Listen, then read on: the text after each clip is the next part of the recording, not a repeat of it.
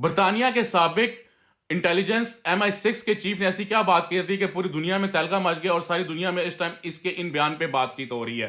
اصل میں ہوا کچھ یوں ہے کہ آج سے کچھ دن پہلے ایک نیوز پروگرام میں وہ آئے ہوئے تھے, ان سے سوال کیا گیا کہ ایران, اسرائیل اور USA کی جو جنگ ہو رہی ہے اس ٹائم پہ مڈل ایسٹ میں, آپ کے خیال میں کس کا اپر ہینڈ ہے؟ تو انہوں نے صاف شاف الفاظ میں کہا کہ اس ٹائم پہ ایران کا اپر ہینڈ ہے اور ایران نے سب کو حیران کیا ہے. اور یہ بات جو جس کے منہ سے کہی جا رہی ہے وہ کوئی عام بندہ نہیں ہے, وہ سابق MI6 انٹیلیجنس کا چیف ہے. اور جو بھی انٹیلیجنس ہوتی ہے اس کے پاس انفارمیشن اور ایکسیس آف انفارمیشن سب سے زیادہ ہوتا ہے کسی بھی عام شخص سے. تو اگر ان کے منہ سے یہ بات آ رہی ہے کیونکہ ان کے پاس ایکسپیرینس بھی ہے, تو اس کا مطلب ہے کہ دیر سم تھنگ دیر. اور اس ٹائم پہ جو ڈونلڈ ٹرمپ اور جو امریکہ کی اس ٹائم پہ ایڈمنسٹریشن یہ کلیم کر رہی ہے کہ ہم یہ جنگ جیت رہے ہیں اور ہم نے ایران کی کافی فیسلٹیز انفراسٹرکچر کو تباہ کر دیا ہے, تو اس بات نے ایک نئی بحث چھیڑ دی ہے. تو یہ میں ساتھ لگا بھی رہا ہوں گا جو کلپ ہے, یہ کلپ سنیں اور مجھے آپ فالو بھی کریں اور کامنٹ بھی کیا کریں اور شیئر بھی کیا کریں. یہ میں ان کا جو کلپ ہے وہ لگا رہا ہوں ساتھ.